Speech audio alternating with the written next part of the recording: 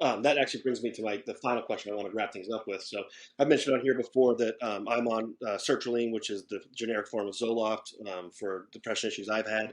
And our generation, the younger kids, my dad says it all the time. He's like, "What's wrong with these young kids? They're all full of anxiety and having all these issues." You had mentioned to me that you have gone to counseling. I haven't done it yet, just at the time constraint and money thing. I would love to. And I actually at one point did reach out to some therapists in the state of Maine, and they're all booked up. It's very hard to find a therapist. But you had found one, and I want to just ask you if you have any advice for anybody that's struggling with any sort of mental issues, whether you suggest that that's good, or whether you think that medication's good or not good. What are your views on the mental health for I people our think age? I'm a very I've always wanted to help people with mental health issues because I have them myself. I've been diagnosed with depression, anxiety, ADHD, a lot of things. Anxiety has been my worst thing. I've had anxiety my whole life. I take hydroxyzine, which is an anxiety medication. Um, I think anybody that is struggling with it should get medicated. There's nothing wrong with being medicated for depression, anxiety, or anything. I think there is something wrong with knowing that you have something and not doing anything about it. If you have anxiety or depression and you don't want to do anything about it, that's wrong, in my opinion. You're hurting yourself, you're hurting the others around you.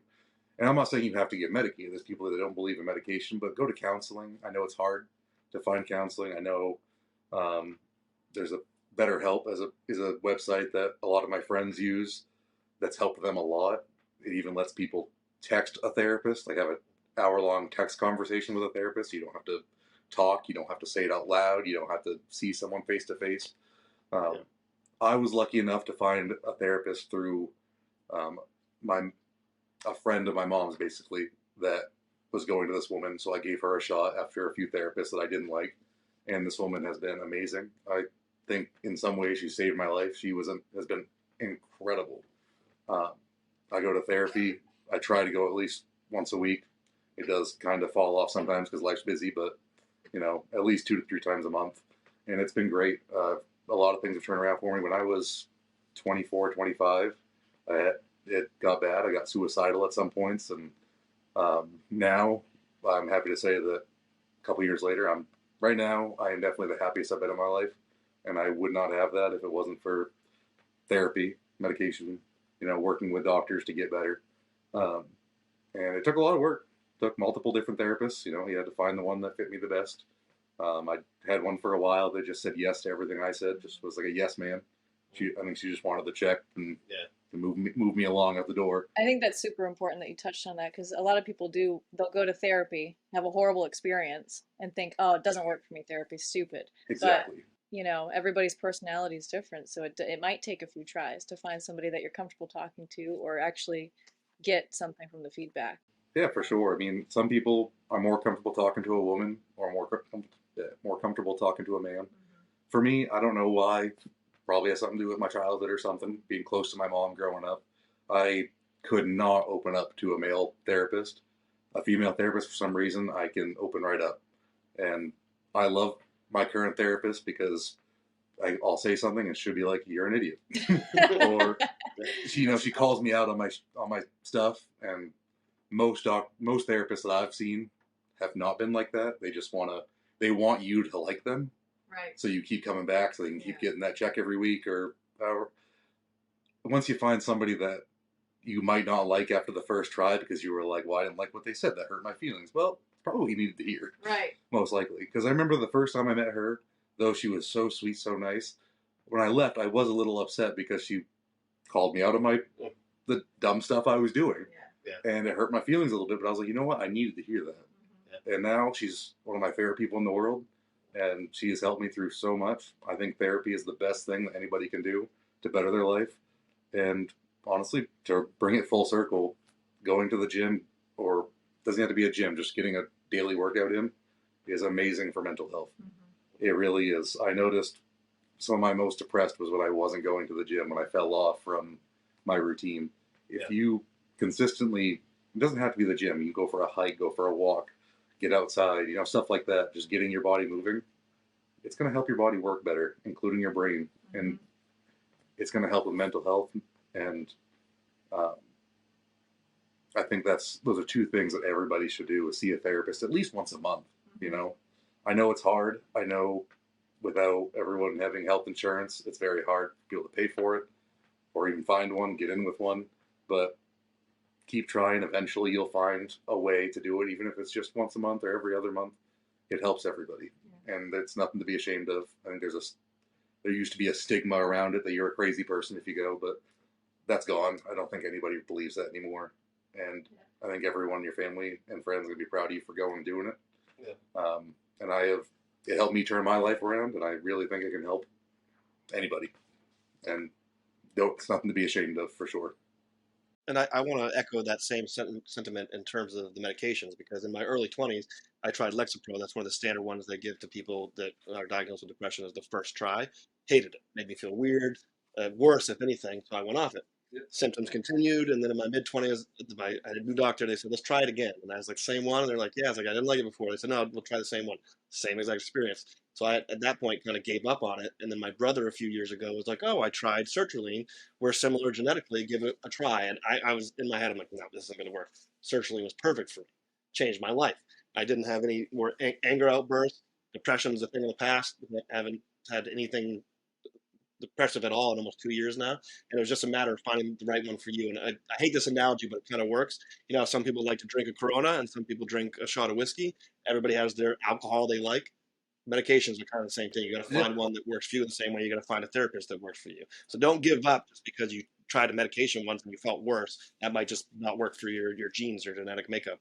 Keep trying to you. Everybody's brain is different. Every single brain on the planet is different than another one. So you got to find something that works for you, just like the therapist. And one other thing I want to say, because I don't think many people know this, and it is one of the things that helped save me and turn my life around, was a lot of people go talk to your doctor about being depressed, and they'll give you different medication stuff, and they can't find something that works. Get your thyroid checked, because a lot of people have thyroid problems, and it's something that for some reason when you go to the doctor and you tell them you're depressed, they don't check that. And checking that is one thing that helped me a lot.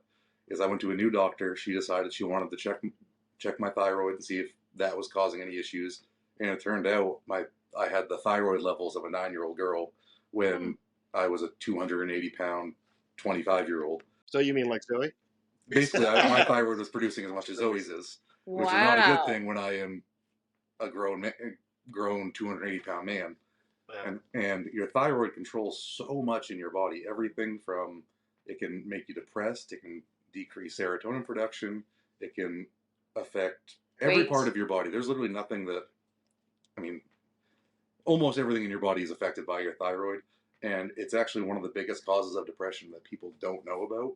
So when I got that medicated and got my thyroid under control, that's when I stopped having a lot of brain fog. I started being able to focus better. I was just genuinely happier, had more energy.